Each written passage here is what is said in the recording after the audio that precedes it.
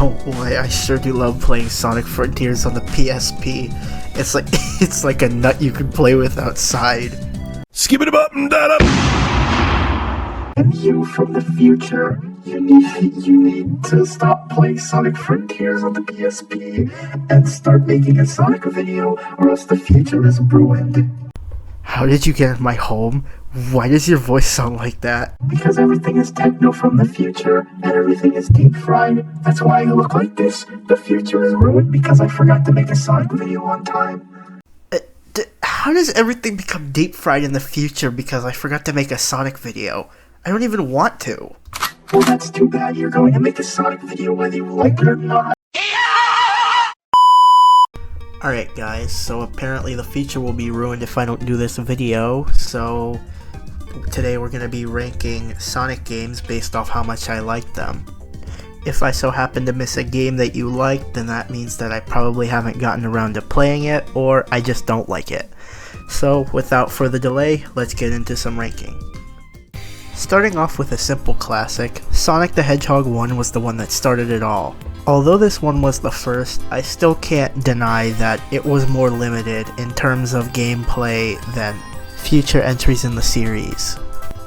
Despite that, this first game was the one that started the entire series, so I can't help but give this one at least a high ranking grade. Up next on the Hedgehog hype train is Sonic the Hedgehog 2.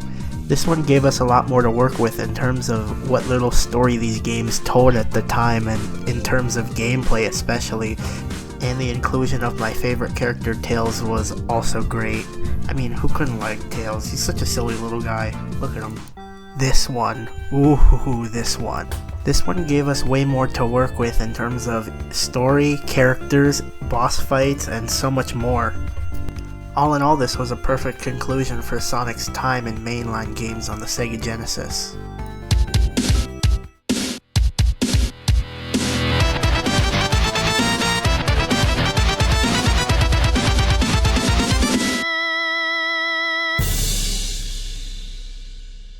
Sonic CD, or American Sonic 2 as I like to call it, was overall a pretty good entry. I liked Metal Sonic, and I thought Amy was pretty cool. What isn't there to like about this game? Aside from the zone level design and boss themes in the American soundtrack, that is.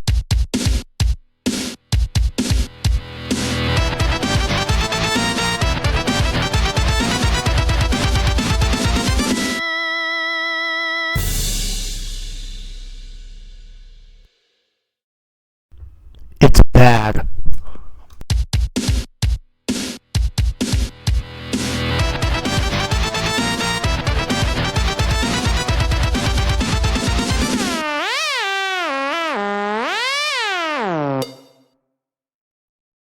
Sonic Adventure 2 was the definition of an idle game when I was little. Many Sonic videos that I used to watch on YouTube when I was little consisted of direct references or mentions of Sonic Adventure 2. I never really knew what it was at the time, of course. Unfortunately, when I did end up doing my research, it turns out that I needed a Sega Dreamcast or GameCube, of which I didn't have until recently. I'm currently playing through the whole thing on stream, and so far I've had a lot of fun playing it and seeing other people react to it. I just don't like the treasure hunting stages.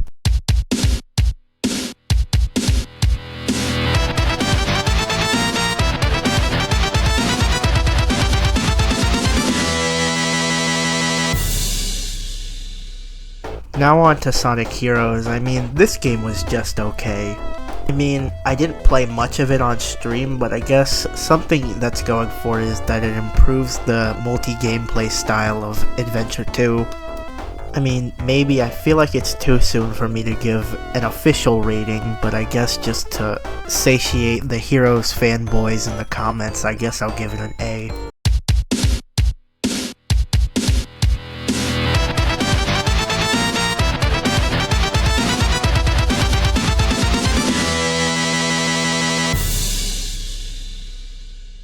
Hedgehog with a gun.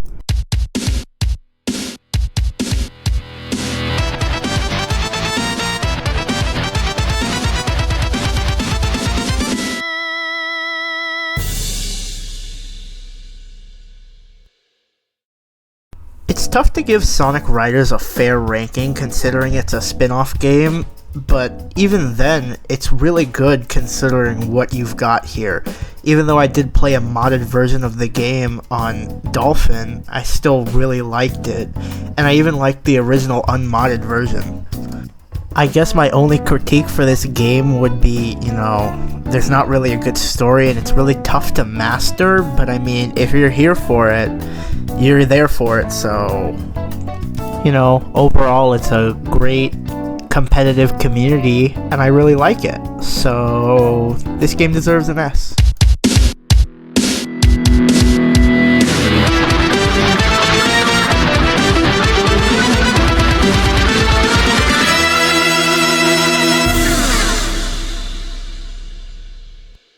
I gotta tell you, it was perfect. Perfect. Everything, down to the last minute detail.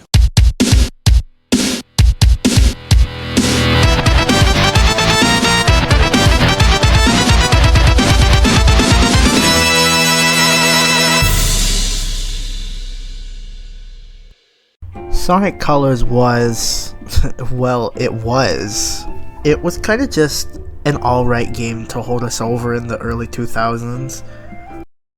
That's actually 2010s. I meant to say 2010s, you were nothing. Well, early to mid 2000s. But still, I didn't find anything really remarkable about this game or its gameplay. The only thing it really had going for it was the OST, and I really don't hold that for or against any game because they're all bangers.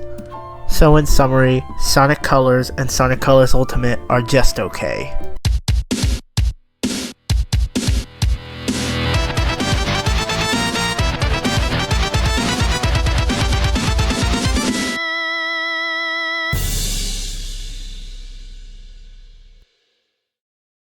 This trilogy is carried by the first game, please don't hurt me.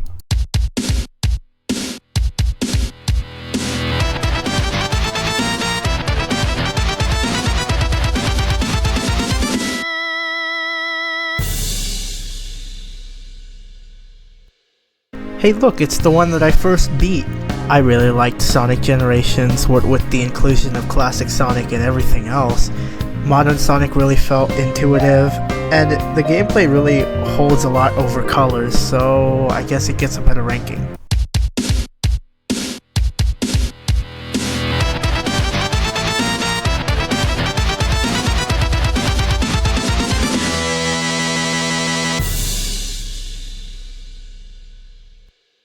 This one is just Colors with worse gameplay and story.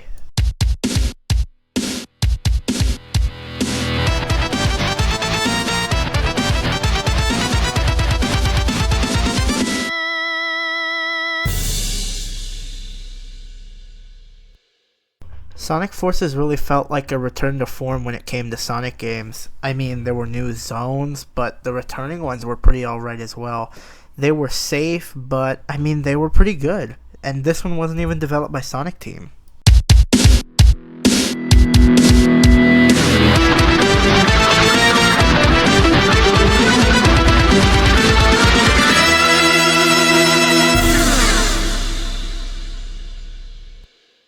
This one is also bad.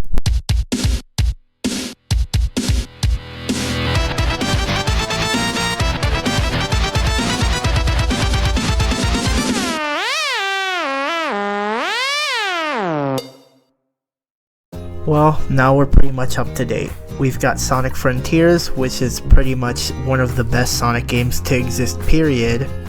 And it's a pretty good open world game for Sonic. All the supersonic fights are really good, the OST is really good. The only thing I have against it is probably the ending, since there wasn't much fighting going on in it. It was just a bunch of quick time events. So yeah, I guess this is it.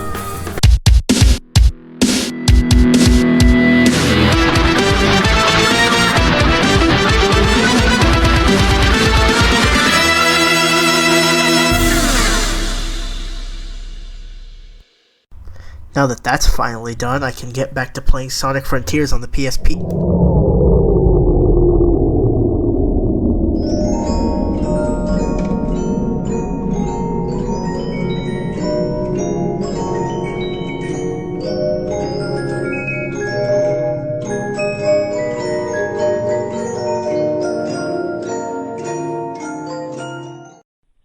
Oh,